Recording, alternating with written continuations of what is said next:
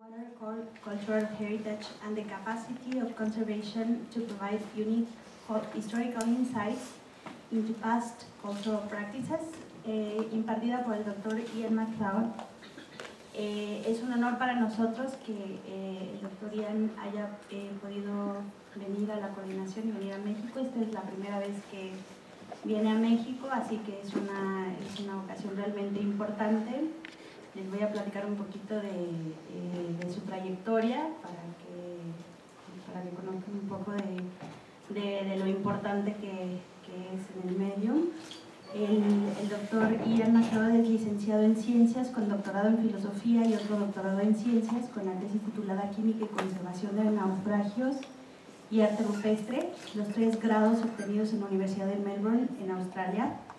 En los últimos 36 años ha buscado el entendimiento de los mecanismos de deterioro de los materiales culturales con análisis detallado en los estratos de material degradado en objetos recuperados de entornos terrestres y marinos.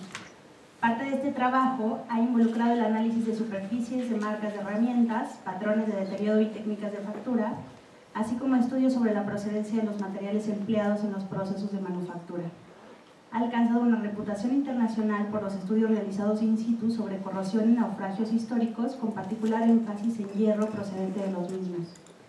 A través de la caracterización exitosa de procesos electroquímicos involucrados en la corrosión de materiales de naufragios, ha desarrollado ecuaciones que facilitan la predicción del ritmo al que se deteriorarán los bienes culturales. Al aceptar el trabajo como jefe de conservación,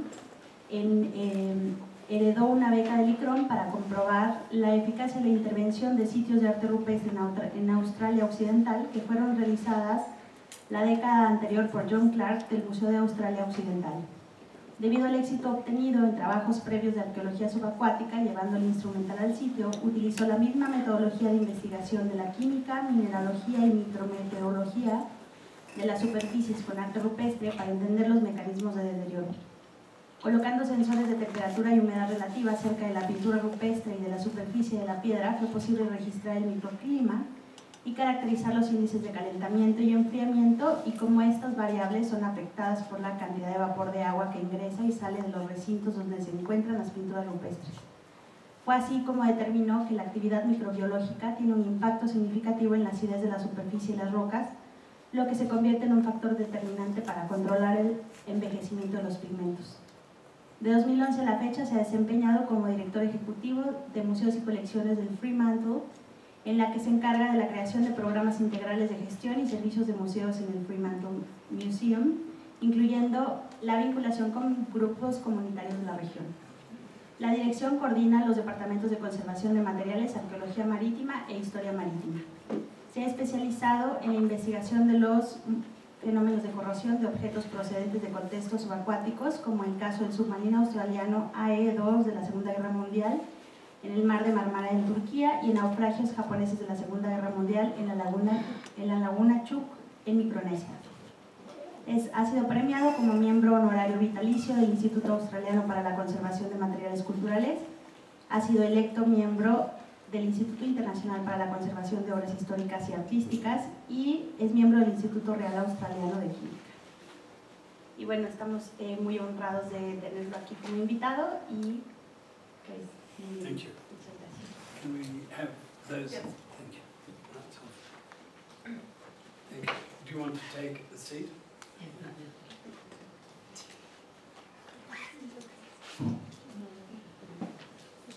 Thank you for the introduction. I trust your translation. Anyway, it is a lot better than my Spanish. The anchors are very, very symbolic. Everybody has one. They want one. They have anchors that are falling apart. If I had 1,000 pesos for every time I've given a conservation treatment for an anchor, I would be a rich man. But one of the things that people forget about anchors is, if you look, you can just see the size of the loop there that takes the anchor chain. The size of that loop immediately tells you that it is dated before about 1840, because you had hemp rope on your anchor chain, and because the rope would be thick, you need a big ring to feed the rope through it. And so when they started using steel chain for the anchor chain, the shackle at the top of the anchor became much smaller. And then from the ratio of the length of the anchor, the angle of the arms, and then the size of the flukes, you can work out very quickly that this anchor would have been for a vessel from about 1820 weighing 480 tons.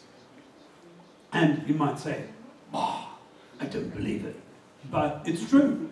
And this is what the archaeologists do. They have formulas, and they look at things, and that's why underwater, as on above water, you go and measure how long it is, you take photographs, and you work out what sort of wreck it was.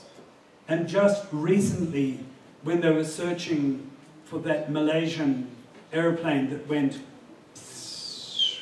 into the Indian Ocean and killing everybody on board, they found a shipwreck 3.5 kilometers down in the bottom of the Indian Ocean, and all that was left was 2 anchors and the ballast mound, and they then applied the anchor rules and worked out that the shipwreck, which was unrecorded, came from an 1810 to 1815 ship.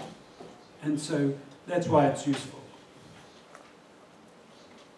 But a lot of people sit anywhere you like. A lot of people say they don't believe in preventive conservation, and that really, does it really make any difference? Well, I use this slide of 2 astrolabes. They were made in the same year.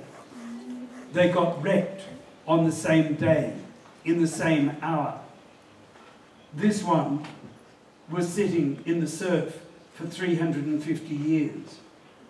And it's eroded, it's corroded. This one, and you can still read the original date stamp, 1628, on it. It was inside a protective marine growth created by corroding cannonballs, because marine organisms love iron, because iron is a limiting energy source in seawater because of the pH. So if you've got something that's acidic and giving off iron, the marine organisms go, oh, wow, let's grow. And so iron itself doubles the marine growth rate. So if you want to make an artificial reef, just turn your back on the engineers and say, don't make it from concrete.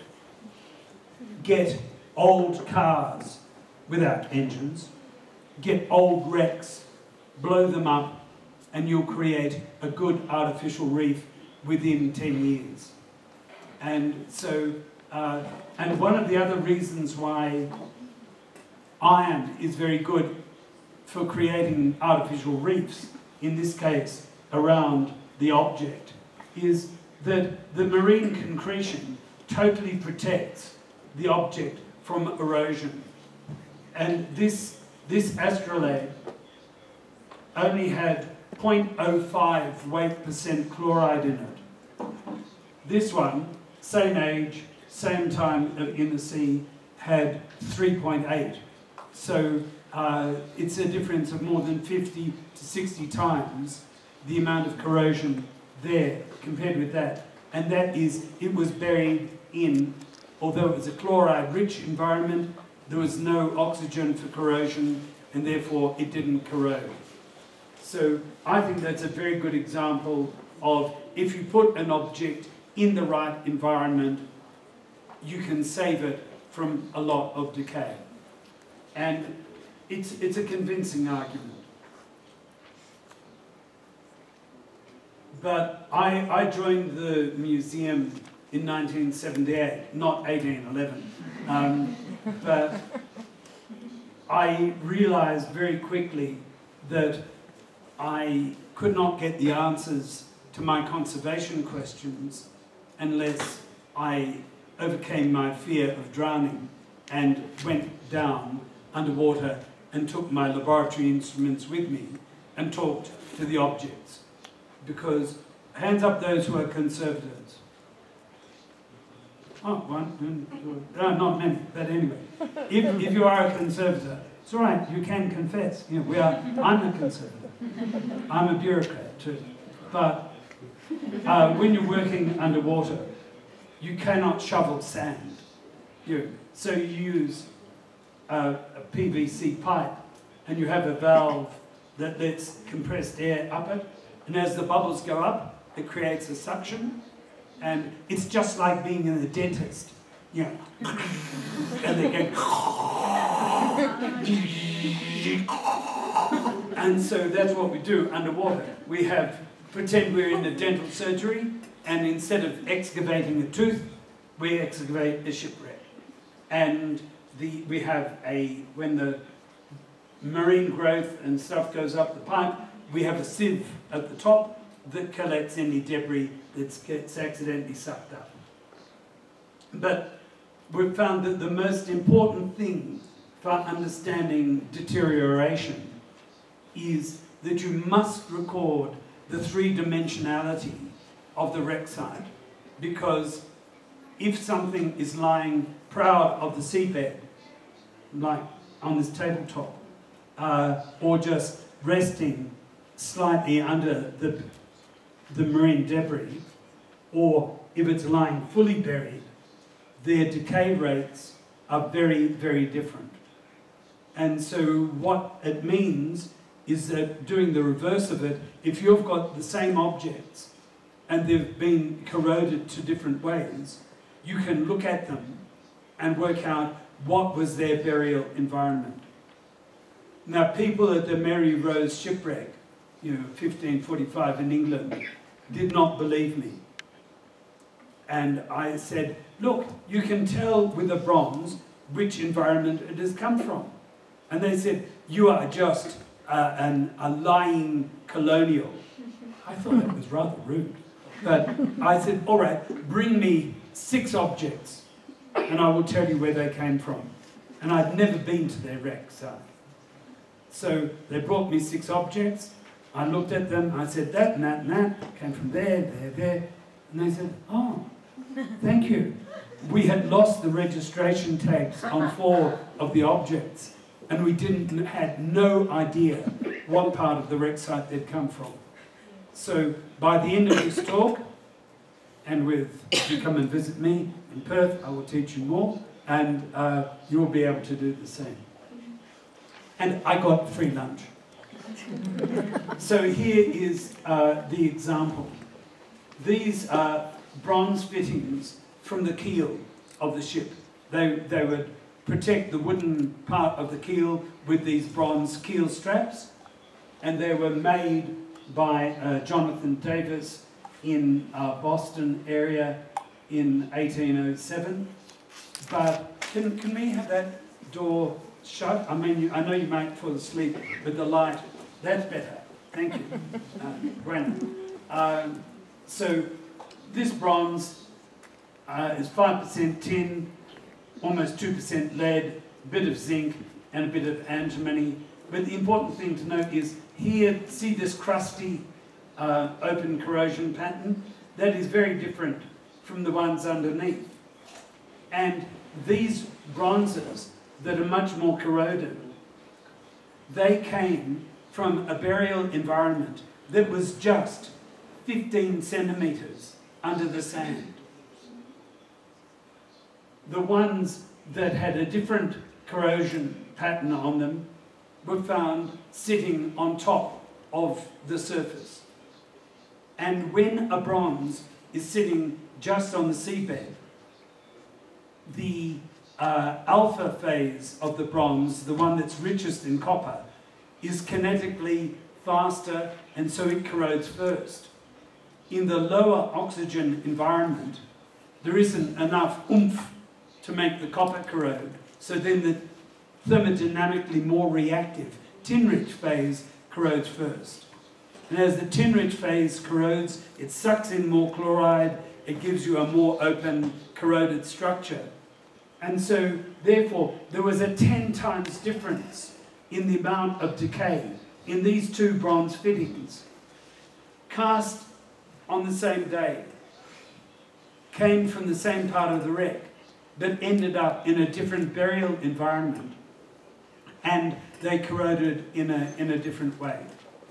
So the value of this is, if you are a conservator and you are given a job of, say, 15 apparently similar objects, and if you have to choose that you are told it must be on exhibition in 3 or 4 months' time, which one will you choose? The one that is least corroded, the one that has come from a fully aerobic environment, whereas the ones that have come from a partially aerobic environment will take about 8 times longer to desalinate. So therefore you can use the morphology of the corrosion products, look at the way in which they're degraded, and make life easier. So the more degraded ones you put into a tub by themselves, and you say, no,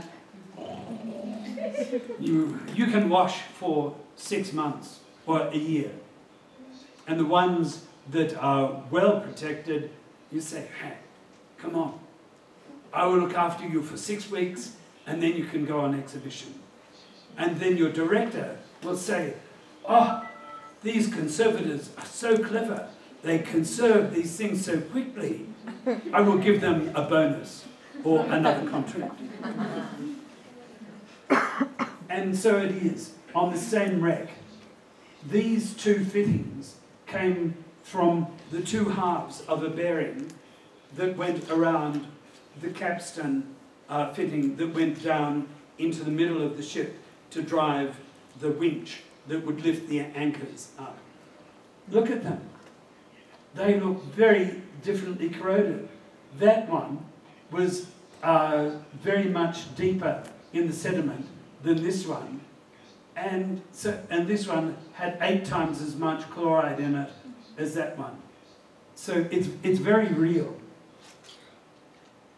And if you look at bronze and brass fittings from shipwrecks, you'll see different types of marine growth, the different types of concretion.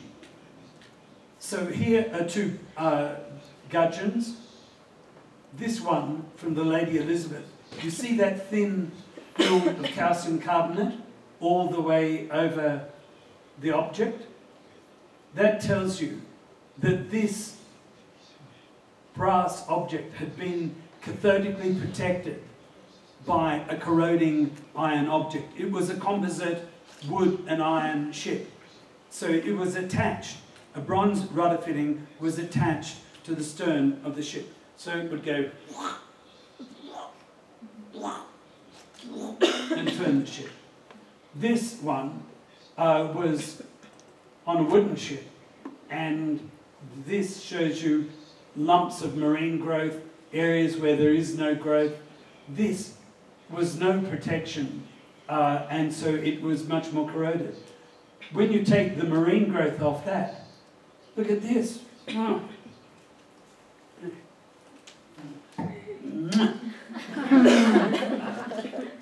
It's very nice. And it was so anaerobic under this protective film that you got little patches of copper sulfide forming.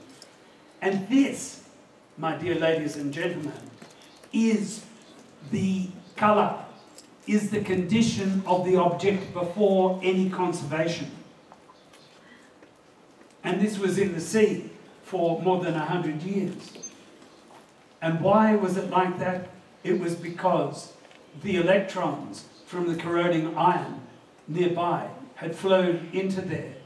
And so this became cathodic. As the electrons went into oxygen, the pH increases, and calcium carbonate precipitates out, and then corrosion can't get in. The oxygen's going around. It's on a reef. The waves are turning and tumbling. And it says, huh? No. I won't corrode. And so, therefore, you can get this powerful story by looking at the corrosion pattern, by looking at the concretion pattern. You can work out what the object is going to be like underneath. Because every form, all I want to try and say is that every form of decay gives you a story. And I look at the decay on my face every morning when I shave, and so I go lather, lather, scrape, scrape, scrape, get rid of the whiskers, and then, I'm new again. So I conserve myself as well as the artifacts. And one of the things is that this is my first wreck, and like first loves, you always remember your first wreck. And when iron corrodes in the marine environment, it corrodes at the rate of roughly 0.1 millimeters per year. That's not very fast. But so this cannon that was found here, if you like, at 0.1 millimeters a year, it had corroded for 167 years. And the shipwreck was 175 years old, so that was normal corrosion rate. But the wreck site plan, all this part was covered with a mound of rocks, of ballast. So these two cannon, well, these three here, were on the edge of the ballast mound. So there had been some sand cover over them, some rocks, and so they were corroded to a lesser extent. These two, on the inside of the wreck, where there was a pile of about 45 centimetres of ballast over them, the rocks that weigh the ship down, they were corroded at roughly 1/4 the amount as the ones lying outside. And this one towards the end of the ballast was more corroded, double that. And this one, double again. And you think, how come? What's happened? Why do you go from 7.5 to 16 millimeters of corrosion? That is because right there underneath the speaker was the ship's carpenter store of copper nails and bolts. And although they were not directly touching the cannon, they were communicating, and I'm not going to touch you, you're quite safe. But you were experiencing my electric field from there, and you go, ooh, there's something going on here. And so that's why this cannon corroded twice as much as that, because of all the copper nails there.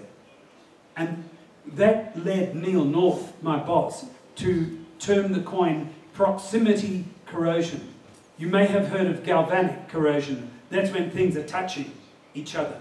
It's like when you bite into aluminium foil on an amalgam filling from chocolate, and you, yeah! Because that's galvanic current going straight through the nerve in your teeth. You don't forget. And so this proximity corrosion means they're not in direct electrical contact, but through the marine growth and through the salt in the seawater, you're getting communication. And this went and explained why in a lot of offshore oil rig and gas structures, sea legs suddenly just go boom, and the rig goes, ugh, I'm dead. And it's because the engineers They made sure there was no galvanic corrosion, but they forgot that once the marine organisms colonize, you get communication between the different parts of the structure. So that's a very important thing to learn. Depression is a very popular thing to have today. It's good because before you would be feeling depressed and everyone would say, oh, stop your silly nonsense. There is no such thing as depression. But here on the shipwreck, you did get depression. But it was caused by cyclones. What's Spanish for, can the translator give the cyclone, typhoon, hurricane, you know, the big circular winds that cause great loss of life. Well, up the top you can see an optical microscope image, and then you can see a band, many bands of corrosion products. And when we put the section of a coin into an electron microprobe, you got a layer of silver chloride, silver sulfide, chloride, sulfide, chloride, sulfide, chloride. This means that the wreck site was aerobic, anaerobic, aerobic, anaerobic, aerobic, anaerobic, aerobic. What that means is that cyclones went through that wreck and buried it, exposed it, buried it, exposed it. Let's count it up. 1, 2, 3, 4, 5, 6 cyclones went through, from the archaeological record, 6 cyclones went through and changed the nature of artifacts on the wreck site. And the archaeologists had no idea that all of that had happened until the dumb conservator, me, came along and showed them that this is what had happened.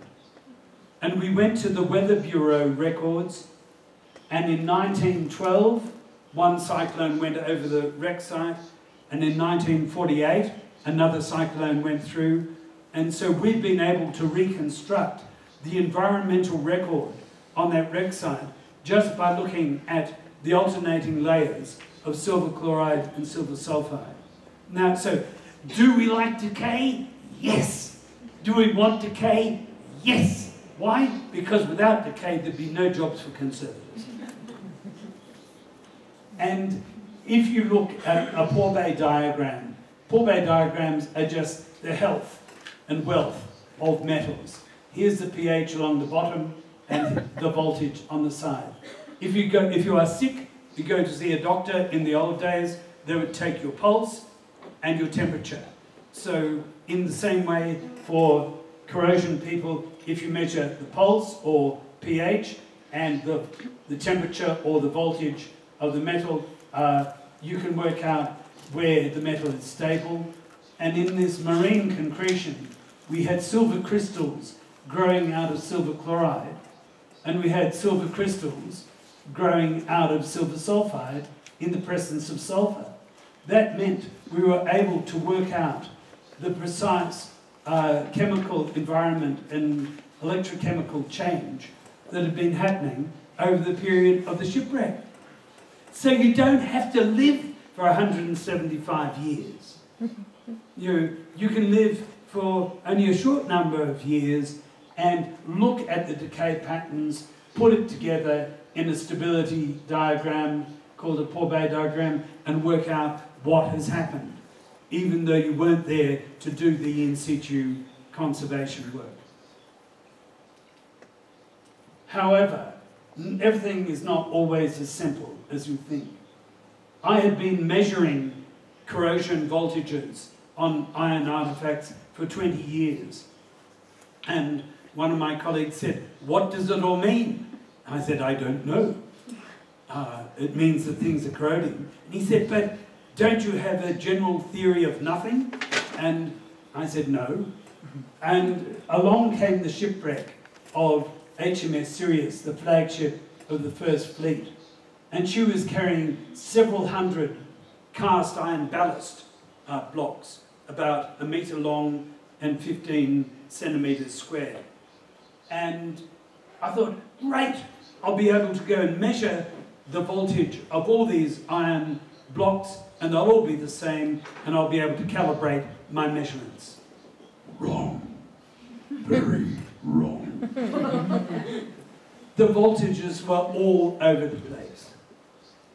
And on the island, we had a currency of a bottle of red wine if you were right, and if you were wrong, you had to buy it. And so I'd been buying a few bottles of wine, and it was hurting me. And then suddenly, one day I got thrown across the reef by a big wave and had a few cuts and lots of sea urchins embedded in my body through the wetsuit. And then, eureka! I understood that the voltage of the cast iron ballast was highest where the water was shallowest. And if the ballast was lying here, it had X voltage, but if it got up here, lying on top of everything, it had a much higher voltage. So the amount of dissolved oxygen in the sea did not change from here to here or there. But the turbulence, the flux of dissolved oxygen to that corroding object fundamentally changed. It took me 20 years to work out that corrosion of iron in the marine environment is determined by the flux of dissolved oxygen to the corroding surface. And you might say, well, I wouldn't employ you if it took you 20 years to work that out. But the answer is there are so many variables on a shipwreck. There's the age, there's the materials, but the common issue is it's the amount of water movement. And this wreck in 1790 was before the days of webcam. It was before iPhone version 1. People only had paper and pen. But one of the people on board this ship was an artist. So when he got off the shipwreck, he sat down on the beach, got his easel out, and began painting the shipwreck. And so this painting was dated 4 hours after he got off that shipwreck. And so he was such a good person that he began doing the first conservation job in Australian history. He recorded the beginning of disintegration of a ship. And it's incredibly valuable because, well, it taught us so much. And people had for years wondered where the ship was actually wrecked. And my colleague, Graham Henderson, to whom I owe much, he went to the National Library because he'd heard that this painting was there. So that's an Nepean Island, that's Phillip Island. He just did on a modern map a triangulation of the wreck and the angles, and we went and jumped in the water, and boom, there was the shipwreck. It took him all of 45 minutes to find the wreck that people had been searching for 35 years. Okay. And so that was the value of the drawing. And we had to recover an anchor because we were up in 1988. That was the 200th year of the founding of Sydney. And everyone was very excited by that. So we had to recover a symbolic anchor. And so we did, but there was a problem. But here you can tell the weight of the anchor. Each of these drums is 200 litres, so therefore it's 2, 4, 6, 8, 10, 100 or a tonne, and that bag's a couple of 100 litres, so you can tell that the anchor weighs approximately 1.3 tonnes. But as it was being lifted from the coral reef, part of the protective concretion, which you can see there, see that line? Part of the concretion came away, and my monitoring showed that the corrosion rate had gone up by a factor of 8 times, and so this was bad news, and that we were leaving in 3 days' time. So what we did was we went and attached a sacrificial anode to the anchor. So there were no anodes available on the island, so we stole, we were given a small Japanese Honda truck, aluminium engine block, and so we bolted that onto a bit of insulated copper wire that we borrowed from someone's backyard, and we attached it to the anchor. And this is the best conserved anchor from Australia's worst wreck site for corrosion. Why? Because here you can see where the marine growth had broken away, and that's the normal look of an anchor, all rough and rugged from the wrought iron manufacture. Here is the original surface.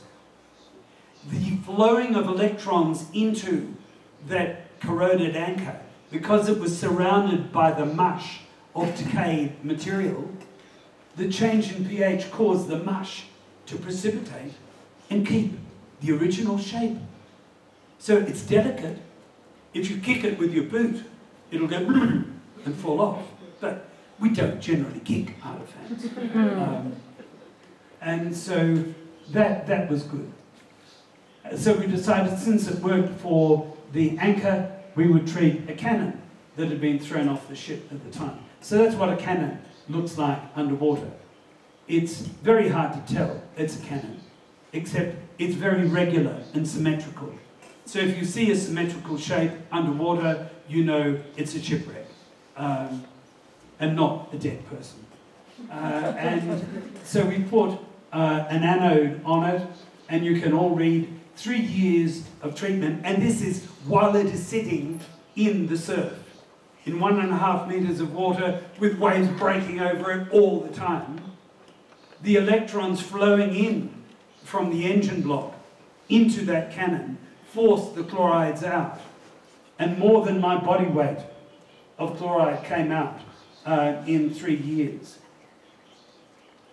And so here is the treated cannon, and it weighed 435 kilos, which is what 800 weights, 2 quarters and 23 pounds is.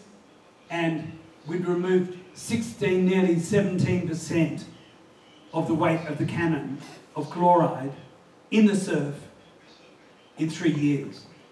And that meant we had conserved it to the level of 85%. And so it meant we were able to get rid of the rest of the chloride in 6 months, get it on exhibition with sponsorship from a firm who thought we were marvellous, because, you know, WA Museum conserves cannon in only 6 months. Yeah, we got a Gold Star award. But, yeah, we'd done the hard work by leaving it under the water beforehand. And this is the mark on the end of the cannon. And you can see it's off at an angle, and that's the proofing mark that shows you that if you want to kill someone in the back row, the lady with the pink headband, hola, if I was aiming for you, I would line up that bent angle with the front of the gun, and I would kill you. But I don't have a gun, so I'm not going to do it. And it's not good to kill conservatives.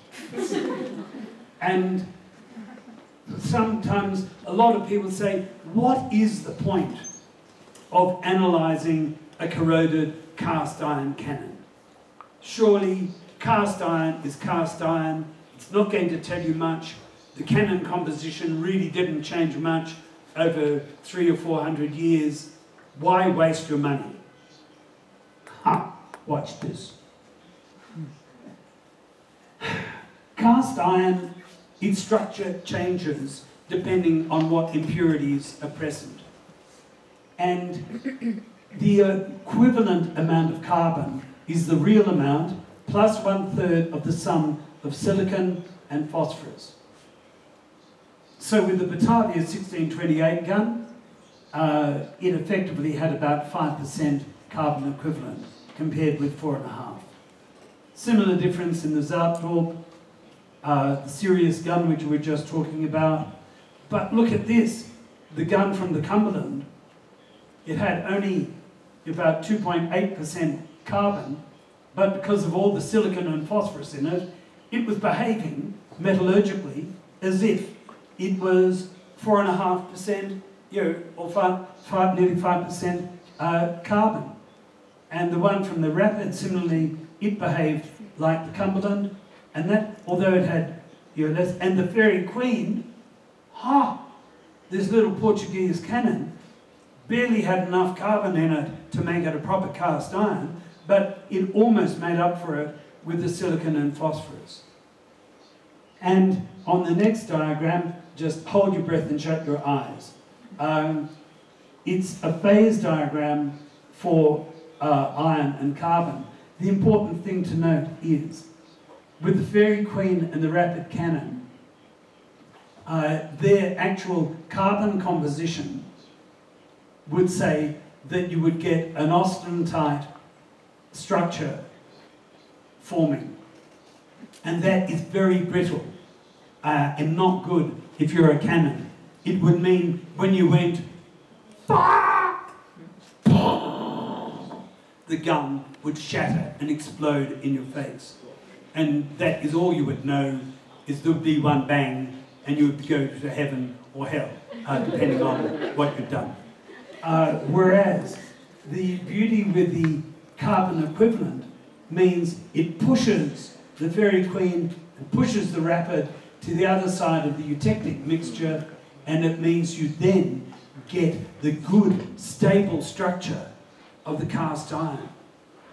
So that's why it is really good to get someone to help you analyse the amount of carbon and silicon and phosphorus in your cast iron, because if you are conserving an iron object on this side of the eutectic, it will want to fall apart quite spectacularly when you go and immerse it in caustic solution, which should be good for it, but if it's on the wrong side of the eutectic, it will want to fall apart.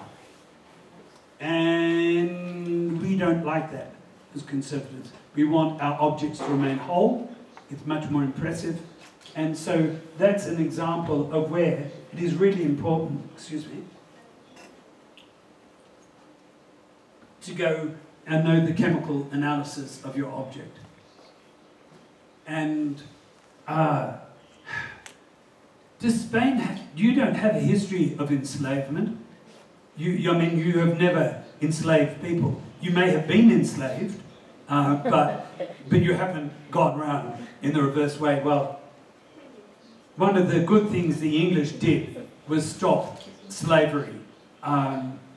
When people pointed out it wasn't really nice, and so they captured the James Matthews, which was called the Don Francisco, and it was full of slaves, and it was built as a slave trading ship. And so the archaeology of it was very important because it solved a lot of mysteries of exactly how did slave ships work. And so the English captured her and freed all the slaves and took them back to Africa and said, go home. Well, they liked the English.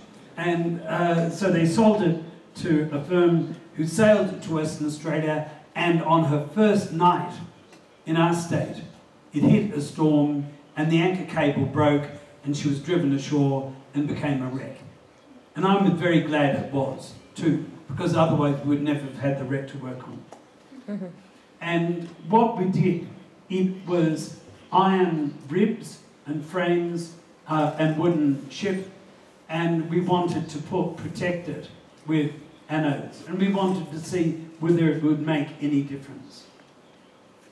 And within a week of measurements, we found that the voltage was dropping, and also that the pH, normally in a marine concretion, the pH is back here at about 6.8.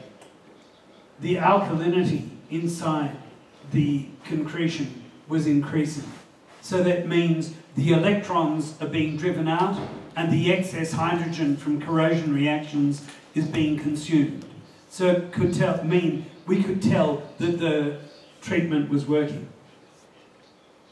And look at the highly sophisticated method of attaching the anode, a G-clamp. We can all afford G-clamps. So all you do is you just knock off the flat of the G-clamp, machine a screw point onto it, and then you just go wind, wind, wind until it goes through the marine growth, and your voltage tells you, yep, we've got contact, and then you leave. And the electrons do the job for you. And the reason why we treated this wreck underwater was because we had no money to treat all the wood. We had no space to treat it. And anyway, the archaeologists wanted it left on the seabed and just cover it up. And so that's how we're managing that shipwreck. And you can see here in this diagram the before treatment values, and then after 3 months, here are the voltages on the same objects. And this is below the hydrogen stability line.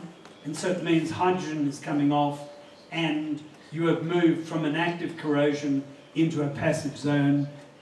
You have done conservation.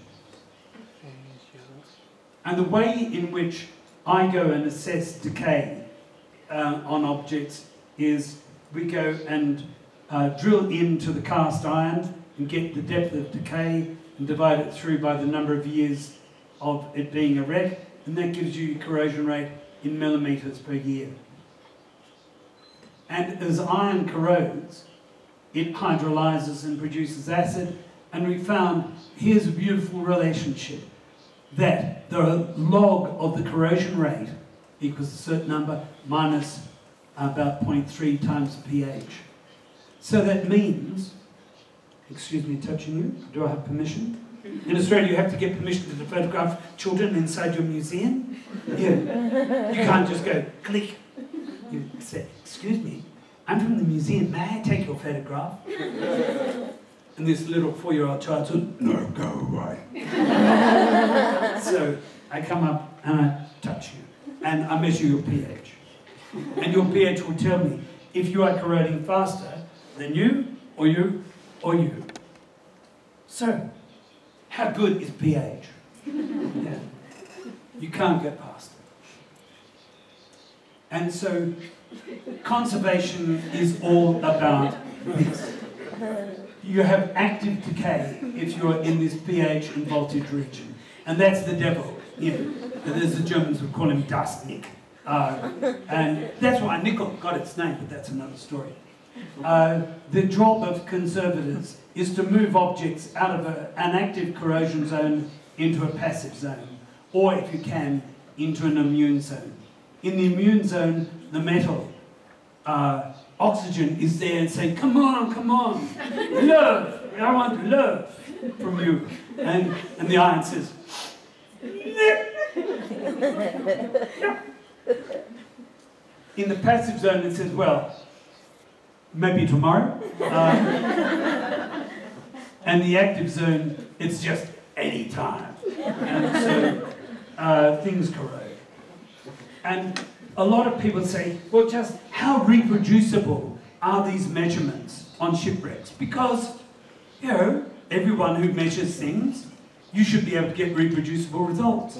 I can't go back in time and you'd be reborn 60 years beforehand and come back and set up experiments. But ships get wrecked, and then I get the results of long experiments. It's neat. It's a good cheat. So here's reproducibility.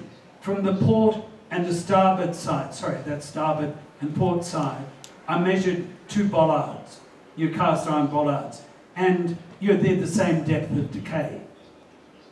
This windlass, which is at the same water depth, was significantly more decayed, and the base of this gun, same water depth, was even more decayed. And this has a much higher profile, so the dissolved oxygen flows around it much more, so a greater flux, therefore it's a greater corrosion. This object is lying proud of the deck, and the water's flowing past and goes tumble, tumble, tumble, tumble, tumble. And these objects is sitting at the side of the ship just saying, oh, I'm a pollard and I'm not moving for anybody. And so this is all the same wreck, same time of immersion, same depth, and the corrosion rates there is almost double, and it's just from the profile.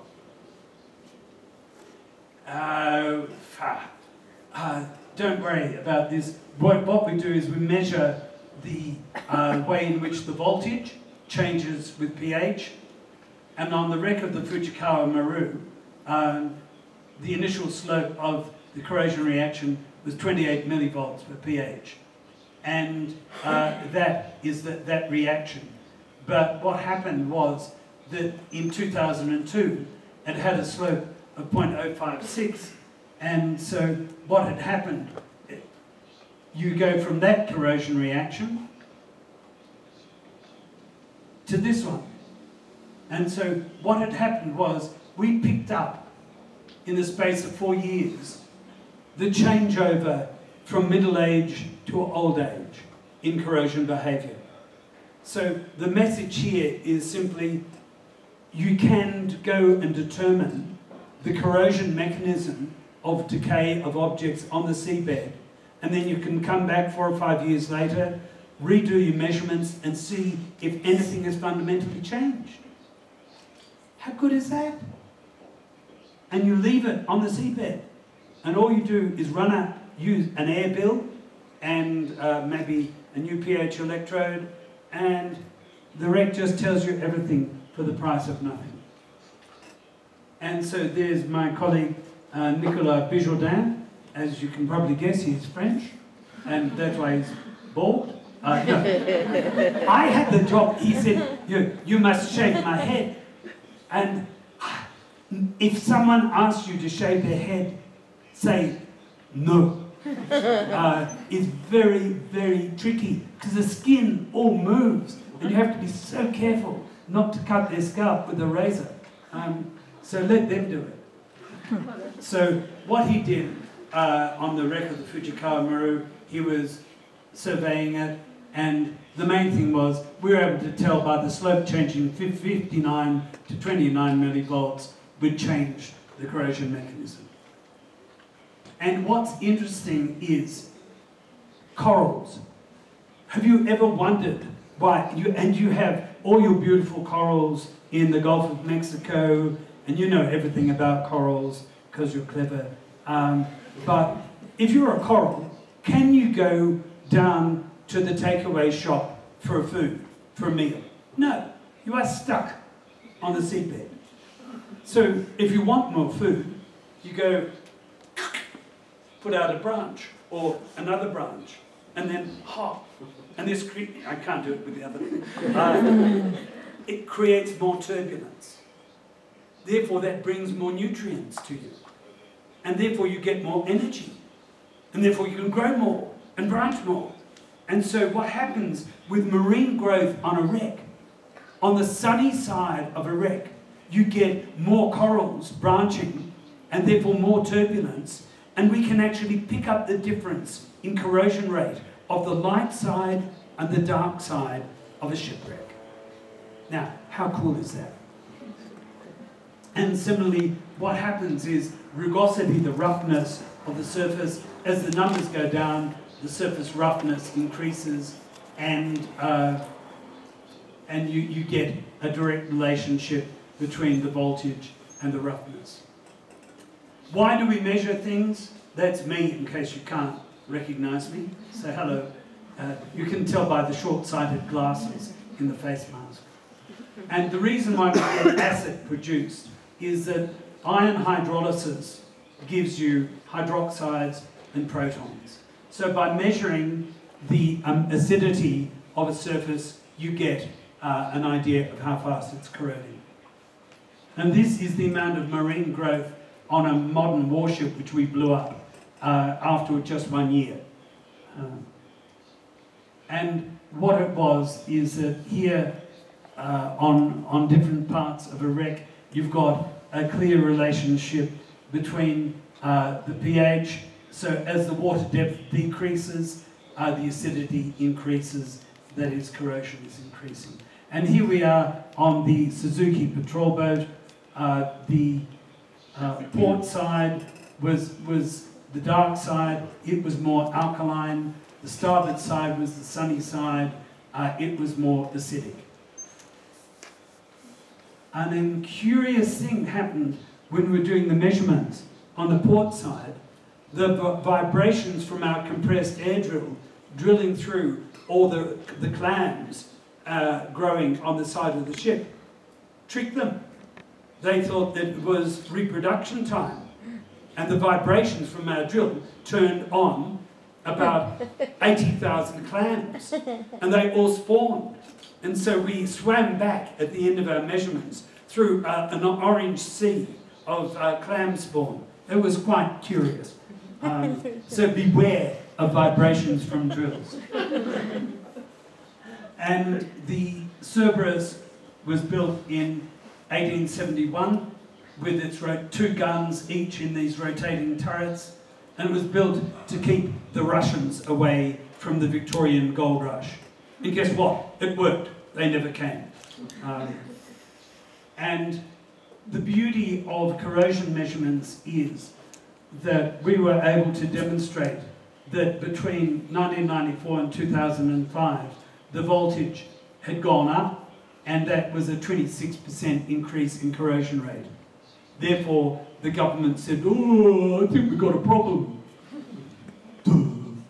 And so that meant that we could justify intervention to help save the wreck.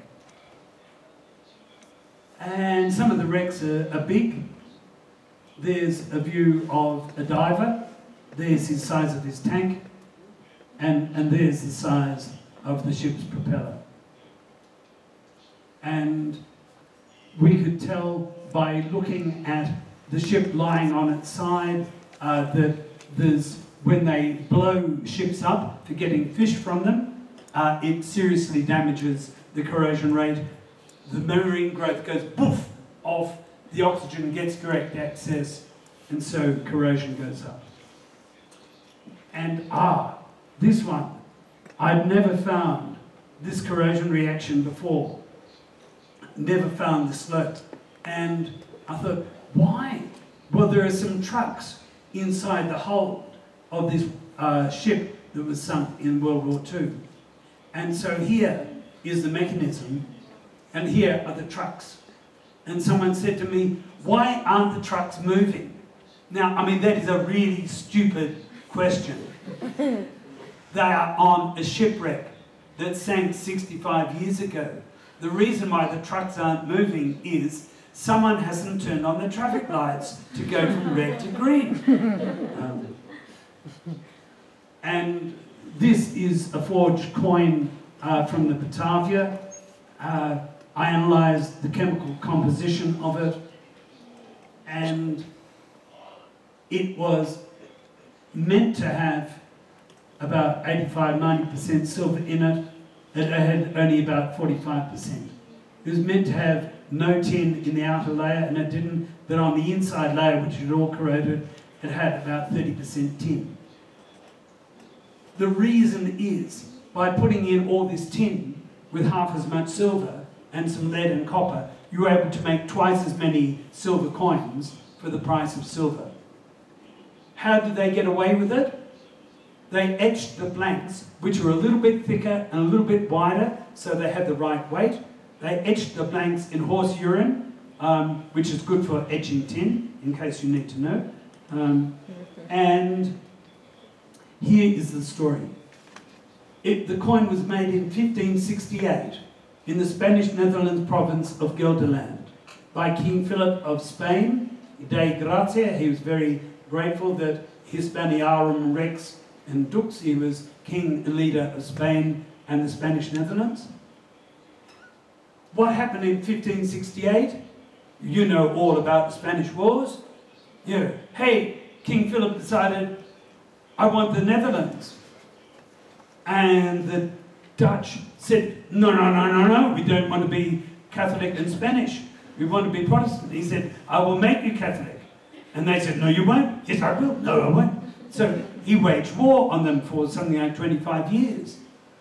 And even the US presidents know that waging war in Iraq, Guatemala, Panama, wherever you want to go, it costs money. So in the US Treasury, they just print more money. Well, King Philip of Spain did the equivalent. He went and doubled his money by making genuine forgeries in his mint. And nobody lost money out of the deal. It was only because this coin was corroding for 350 years on a Dutch shipwreck off the Australian coast that we found out the corruption of King Philip. And unfortunately, it is too late to prosecute him.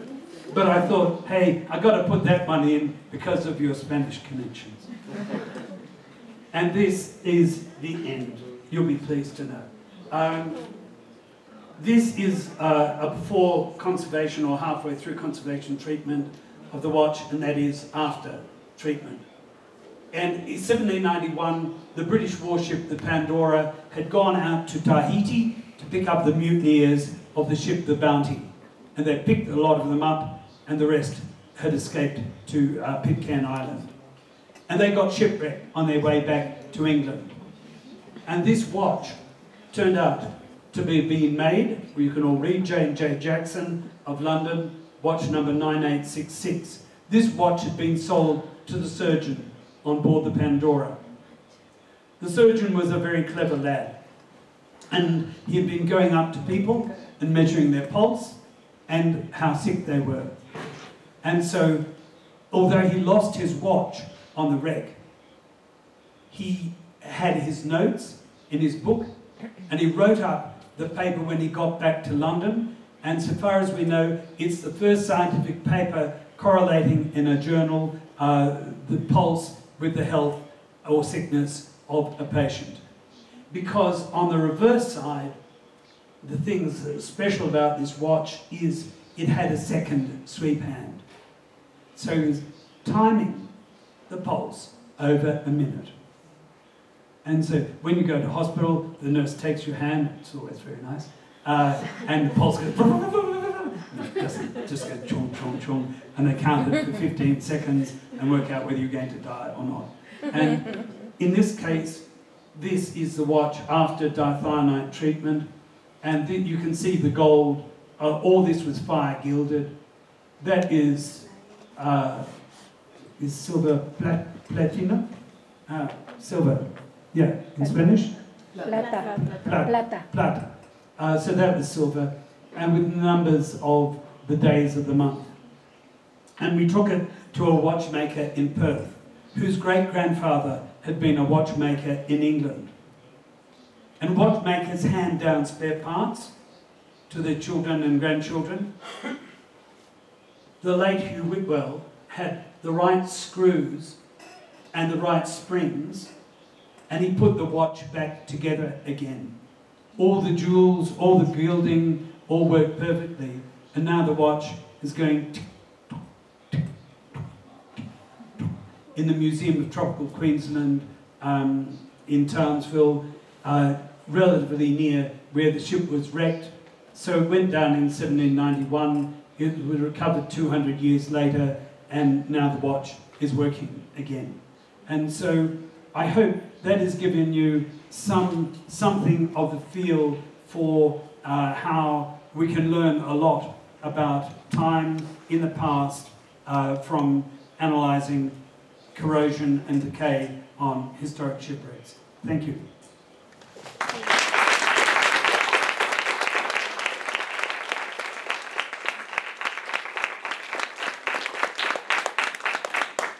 And there is translation. Thank you.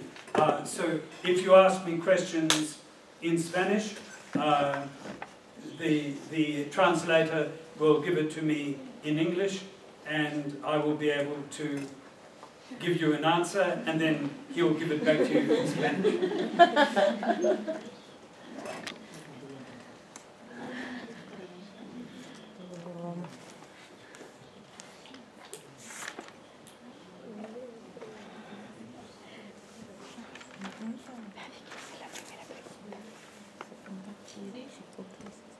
Sí.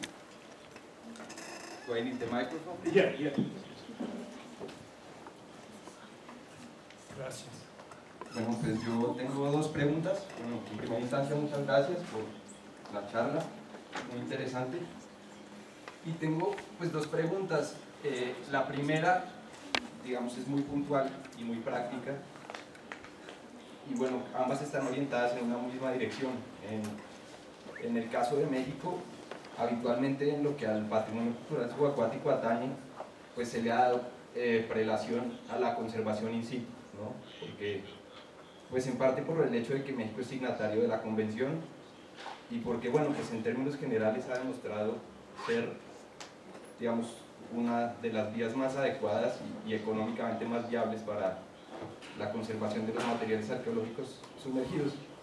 Entonces, pues, digamos, siguiendo esa línea, lo que se procura habitualmente después de trabajar en un yacimiento arqueológico sumergido, pues es el reenterramiento, ¿no? Que es pues, digamos, es la práctica más habitual, y cuando es posible, pues se hace un monitoreo regular de varias cosas, del pH, del oxígeno disuelto y este tipo de cosas. Entonces, digamos, es interesante a lo que usted hace referencia de la utilización de ánodos in situ para, digamos, iniciar un proceso de esa corrosión activa a una corrosión pasiva o de ralentizar ese proceso, ¿no?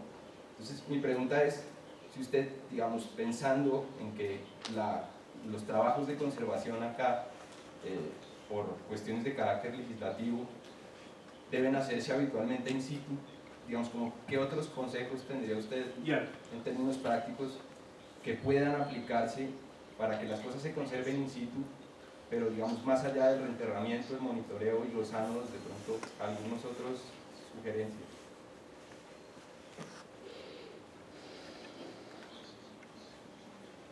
Yeah.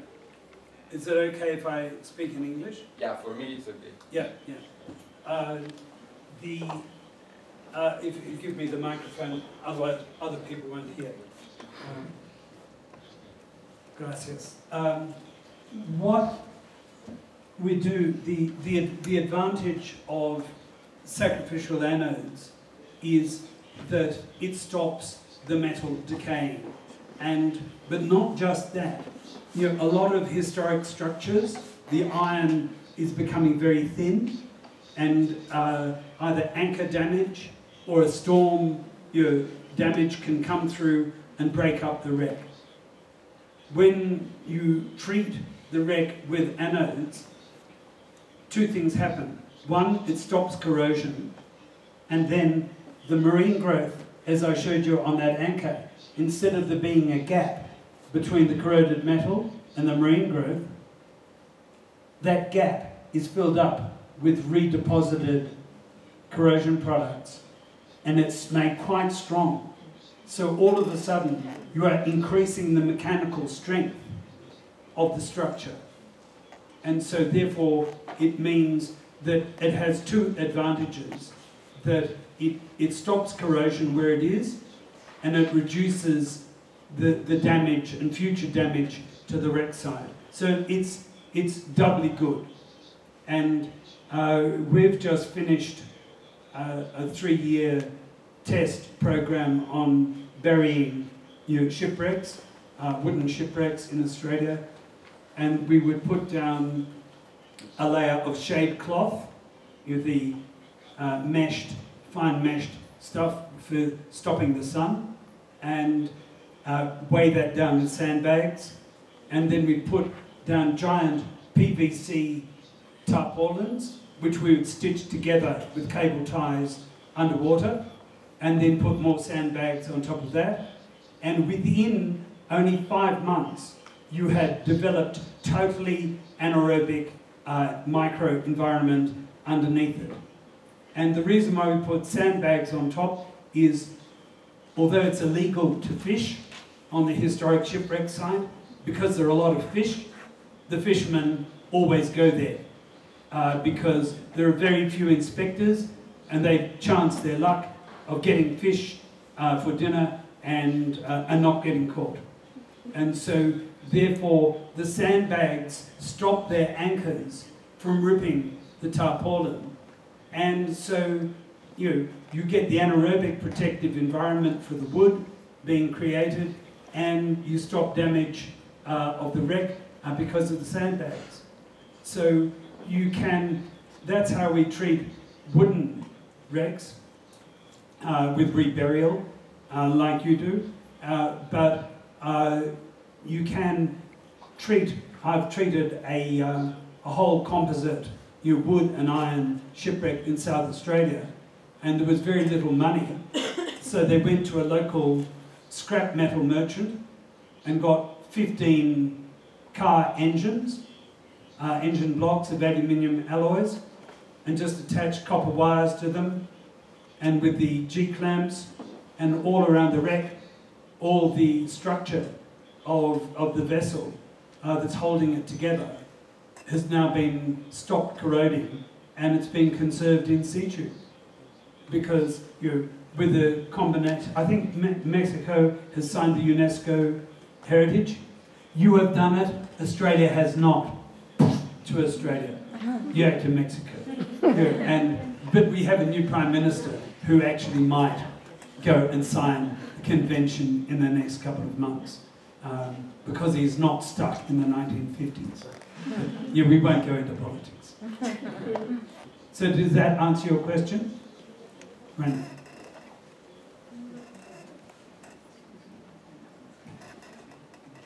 Perdón, ahí un poco intenso y todo. La segunda pregunta que tengo está, digamos, un poco orientada en la misma dirección, y es si existe algún tipo de mecanismo que permita retirar, digamos, una concreción de una porción pequeña, se me ocurre específicamente, por ejemplo, los muñones de un cañón, con el propósito de tratar de detectar, digamos fechados de fabricación o fabricantes, o en fin, digamos, si existe algún mecanismo práctico más allá de los golpes y el cincel que facilite ese proceso de retirar esa concreción, y si con posterioridad existe una forma, digamos, no de revertir la concreción que en alguna medida lo protege, pero sí de que esa área que se está desconcrecionando, digamos, se proteja nuevamente para, digamos, evitar que ese proceso de corrosión se reinicie nuevamente desde, digamos, el metal recientemente desconcrecionado.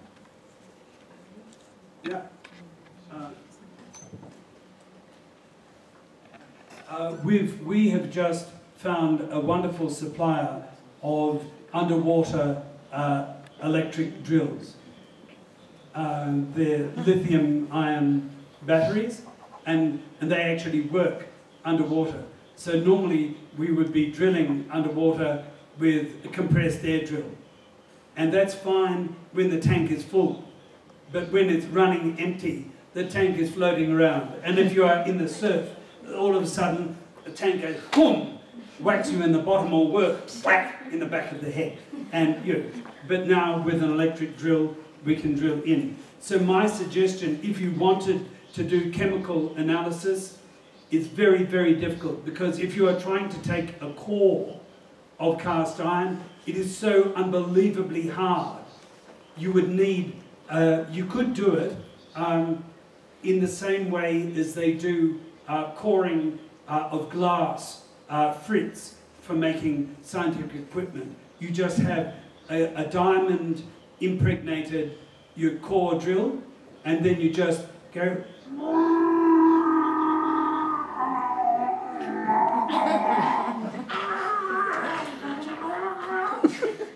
and then just go and give it a tap with a hammer, and you would break off the graphitized material and with solid material underneath. I haven't tried it, but this is my suggestion for you. And then what you do is, what we do with our measurements in Tube Lagoon is, when we've sampled an area for pH and metal and concretion thickness, we use underwater epoxy.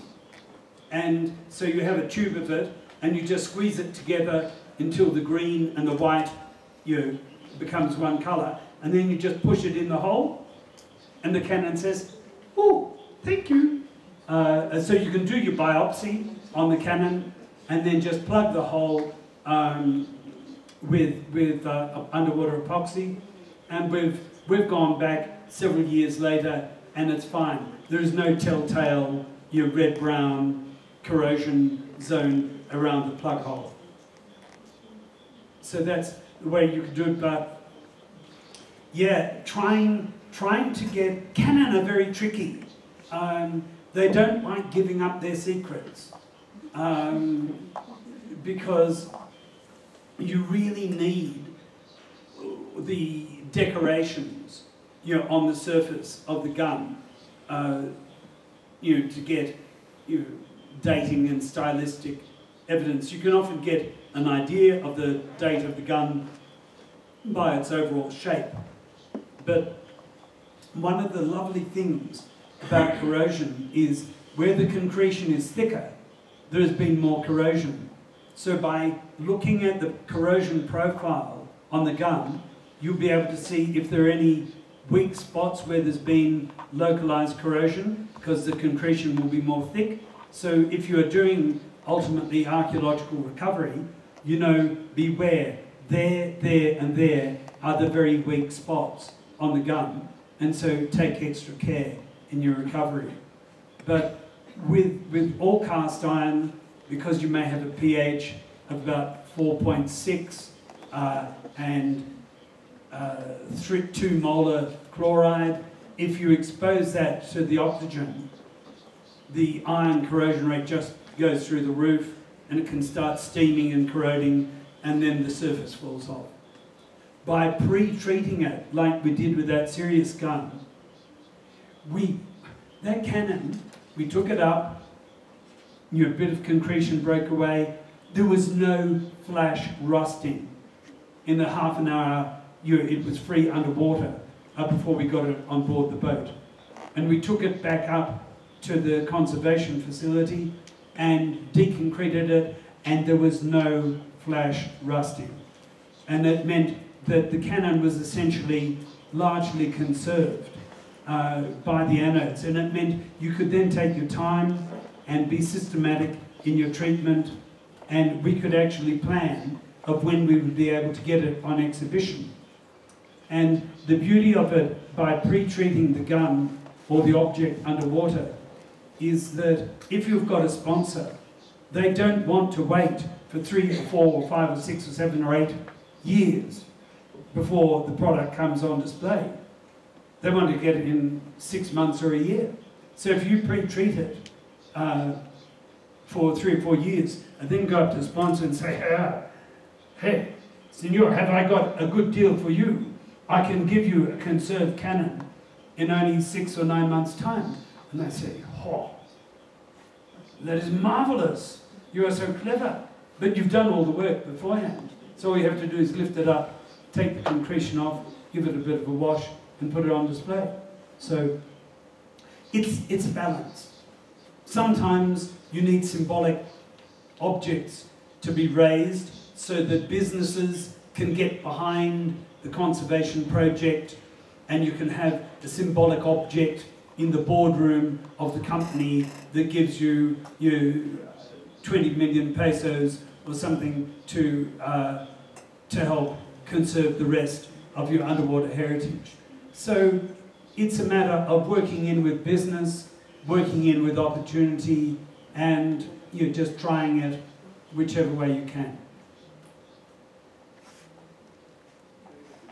So look, I'm happy to answer any questions directly, but I think you've been a very, very good audience, and you need to either get up, stretch, make yourselves comfortable, or go home.